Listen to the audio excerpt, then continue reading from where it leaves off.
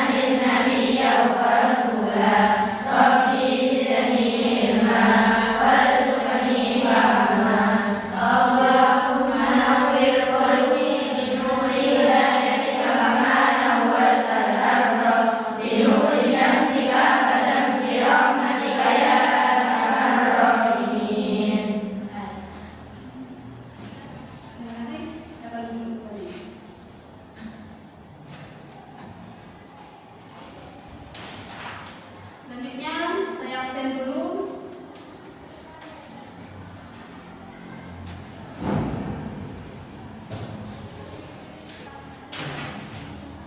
Sinda, Nurul Laili, Nurul Laila, Madinatul Islami,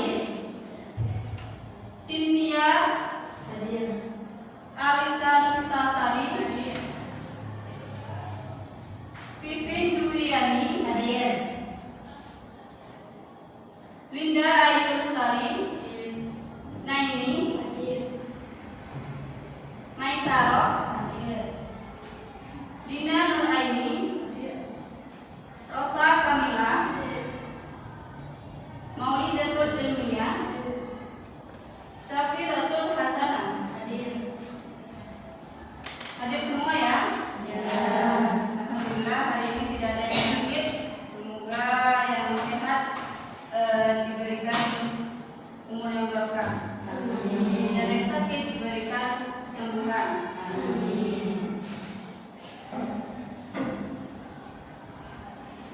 Nah, biar lebih semangat lagi dan lebih aktif, how are you today?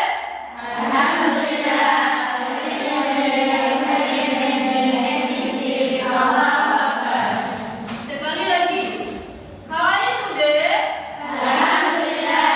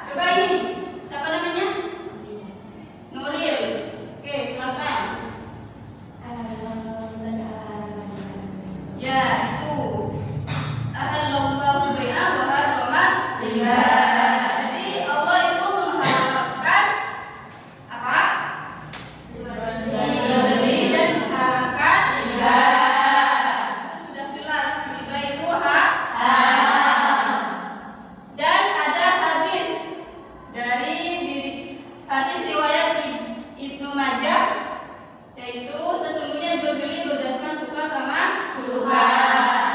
Suka sama suka, tidak ada keterpaksa. Antara siapa? Penjual dan pembeli. Penjual dan pembeli.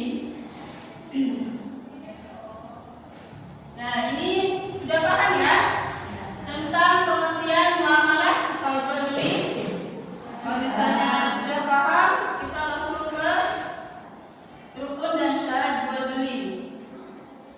Mana sudah paham? Ada yang ditanyakan? Tidak ada. Alhamdulillah semuanya saya anggap paham. Sekarang tentang rukun dan jual beli, syarat jual beli. Di sini ada beberapa rukun jual beli. Sebelum kita ke macam-macam rukun jual beli, kita bahas rukun jual beli dulu. Pengertian rukun jual beli. Rukun jual beli adalah unsur pokok yang harus ada agar transaksi jual beli dianggap sah. Itu menurut syariat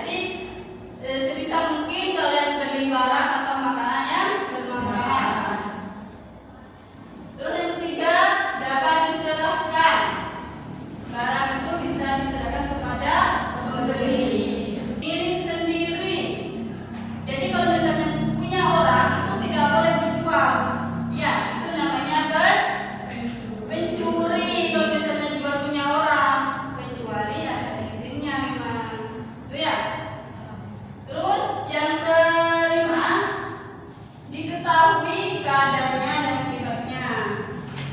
Itu jelas kadar dan sifatnya. Bentuk barang yang kalian beli itu jelas. Jangan sampai kalian membeli barang masih ada di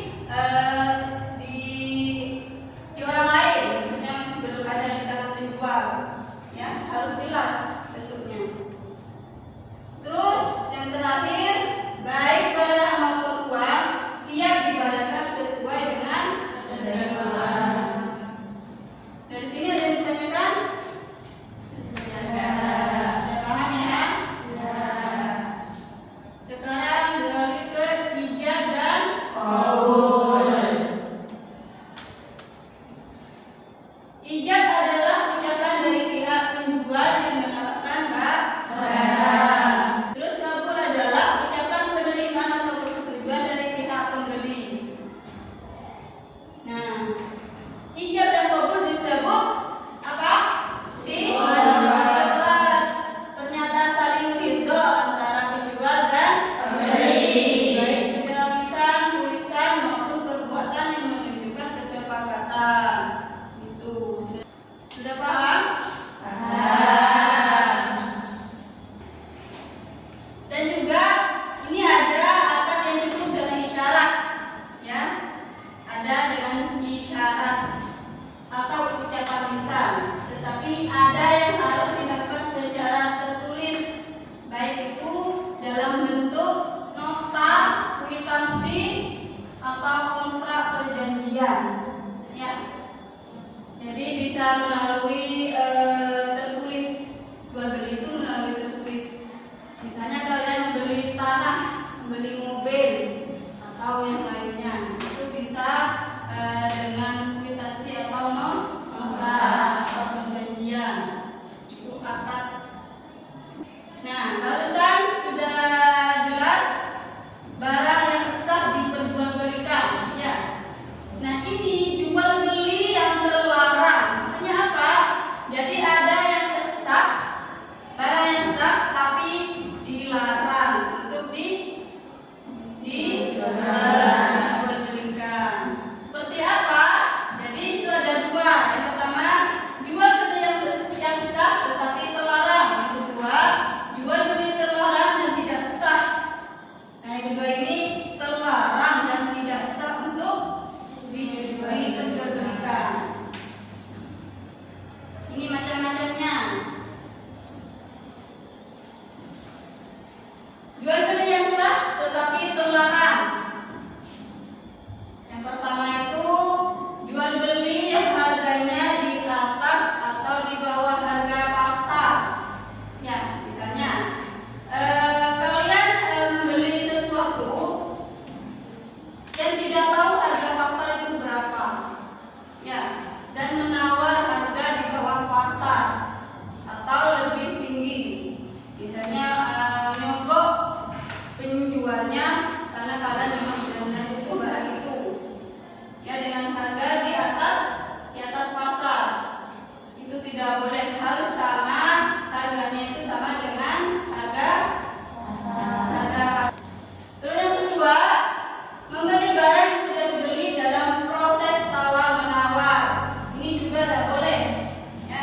Misalnya kalian ke toko ingin membeli, terus kalian ingin membeli barang yang masih ditawar oleh orang, ya, padahal orang itu masih proses tawar menawar. Itu tidak boleh, kecuali orang itu menggagalkan untuk membeli barang itu, baru itu boleh untuk dibeli.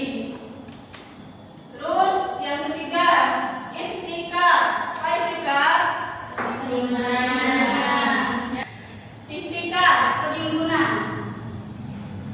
Menyimpan barang kebutuhan pokok dengan tujuan menaikkan harga. Nah, ini merugikan orang, masyarakat. Karena kenapa? Karena barang butuh itu tidak boleh untuk dijual belikan sama yang punya barang. Ya, contoh ya, misalnya saya panen kopi sekarang, harganya masih sekian, masih murah, masih turun. Nah, 2 bulan lagi saya panen lagi,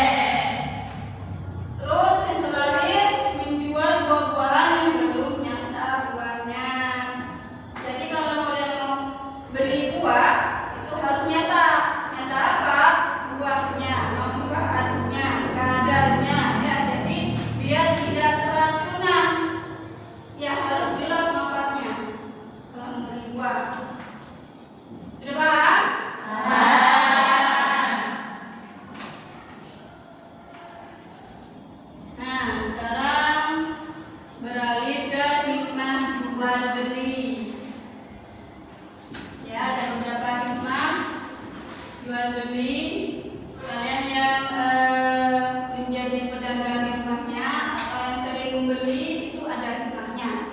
Ya, yang pertama, membentuk kepribadian muslim agar terhindar dari kepemilikan harta secara batil dan secara riba. Yang kedua, mendorong untuk saling menolong sesama manusia sehingga punya rasa sosial masyarakat. Ya, tidak ada pertengkaran perselisihan. Yang ketiga, melaksanakan hukum yang dihalalkan Allah dan yang diharamkan. Bisa tahu mana yang halal, mana yang haram.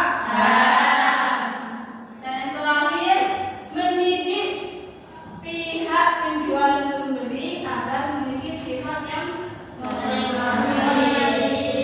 sifat lapang dada dan tidak tergesa-gesa. Karena kalau misalnya kita tergesa-gesa, itu kedepannya tidak akan baik.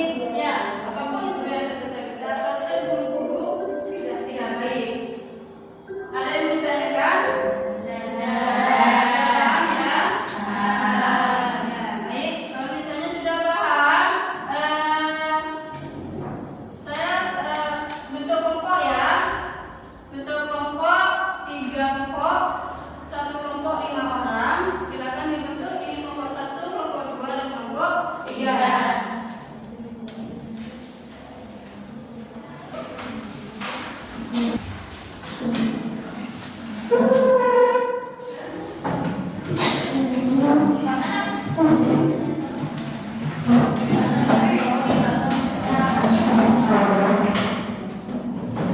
Baik, tugasnya itu kalian ada tadi kasus di sini ya, ditulis setiap kelompok ada kan digeserkan.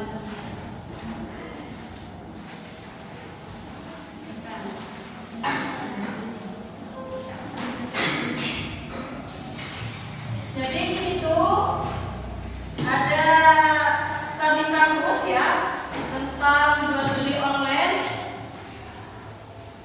Terus ada juga penimbunan barang dan yang terakhir penawaran palsu. Ya, jadi yang kelompok pertama itu tentang studi kasus jual beli online. Terus yang kedua tentang ikhtikar, ya penimbunan barang, dan yang terakhir itu penawaran palsu. Dibahas dan dirembuk bersama bagaimana menurut pendapat kalian tentang studi kasus tersebut. Dan juga disimpulkan tentang materi yang sudah saya tampilkan di depan. Itu ya tugasnya, silakan dikerjakan.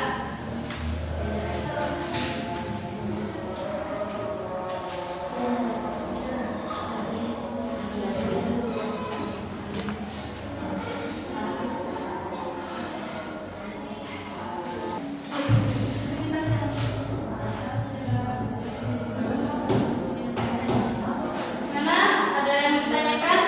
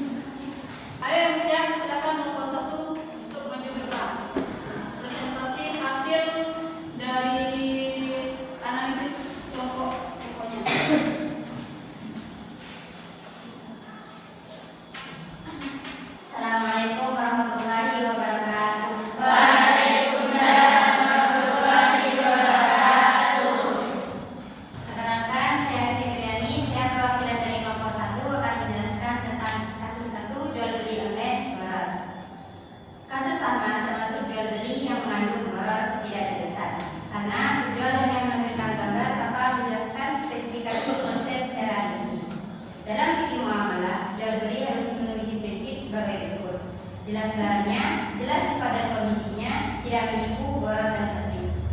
Rasulullah Shallallahu Alaihi Wasallam melarang jual beli yang mengandung unsur penipuan dan ketidakjelasan. Jika barang tidak sesuai dengan keterangan atau harapan wajar pembeli, maka pembeli memiliki hak tiar. Ahmad berhak: 1. Mengembalikan barang tiap hari karena ada cacat atau kekurangan. 2. Meminta ganti barang atau pengembalian uang. 3. Membatalkan transaksi jika dirugikan. Kesimpulannya, transaksi Ahmad kurang sah secara fikih karena tidak transparan. Ahmad memiliki hak untuk komplain, mengembalikan barang atau membatalkan jual beli agar tercapai keadilan antara penjual dan pembeli. Kesimpulan arti, memahami rukun dan syarat jual beli dalam Islam sangat penting agar setiap transaksi yang dilakukan sesuai dengan syariat dan terhindar dari perbuatan yang dilarang. Sekian, terima kasih. Wassalamualaikum warahmatullahi wabarakatuh. Waalaikumsalam warahmatullahi wabarakatuh. Terima kasih kelompok 1 sudah memaparkan hasil diskusinya. Sekarang kelompok 2, silakan.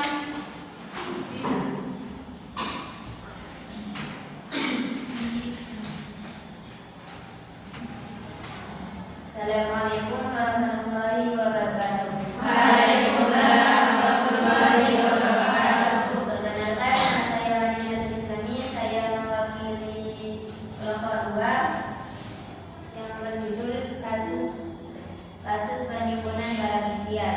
Kasus pada soal tersebut termasuk ikhtiar penimbunan barang. Pedagang sengaja menyimpan beras saat persediaan di pasar menipis, lalu menjualnya ketika harga naik drastis demi keuntungan besar. Tindakan ini menyebabkan kelangkaan muatan dan membahayakan masyarakat. Hukum dalam Islam. Perbuatan ikhtiar haram karena merugikan orang banyak dan bertentangan dengan prinsip keadilan dalam muamalah. Dasar singkat, Rasulullah Shallallahu Alaihi Wasallam bersabda, tidaklah melakukan penimbunan kecuali orang yang berdosa. Ayat Muslim. Kesimpulan, perilaku pedagang tersebut tidak dibenarkan dalam Islam karena termasuk penimbunan ikhtiar yang merugikan masyarakat dalam keuntungan diri sendiri. Kesimpulan materi, dengan memahami hukum jual beli, pelaku transaksi dalam memastikan bahwa unsur penjual, pembeli, barang dan akad telah terpenuhi. Sementara itu, pemahaman terhadap syarat jual beli membantu mencegah terjadinya penipuan, kejujuran dan ketidakadilan, seperti praktik manipulasi harga atau jual beli terlarang. Sekian dari saya. Wassalamualaikum warahmatullahi wabarakatuh. Waalaikumsalam warahmatullahi wabarakatuh.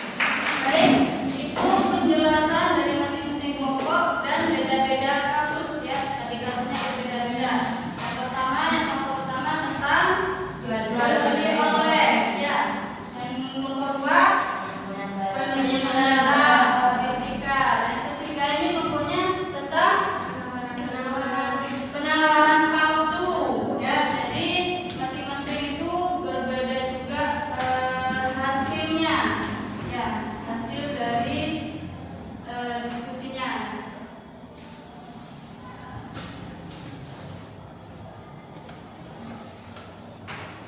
Nah, jadi kesimpulannya itu jual beli dalam Islam harus memenuhi rukun dan syarat agar sah dan halal, ya.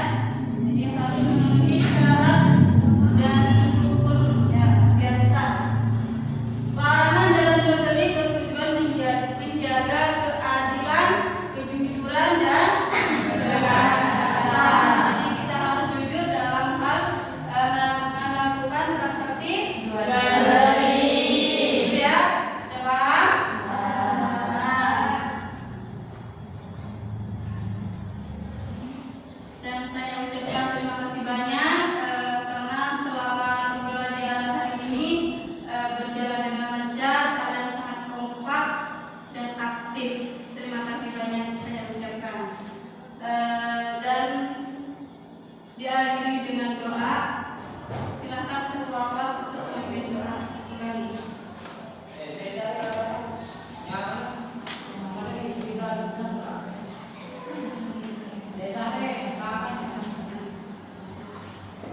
Untuk mengakhiri pelajaran hari ini, mari tundukkan kepala dan katakan kalian berdoa mulai. Doa.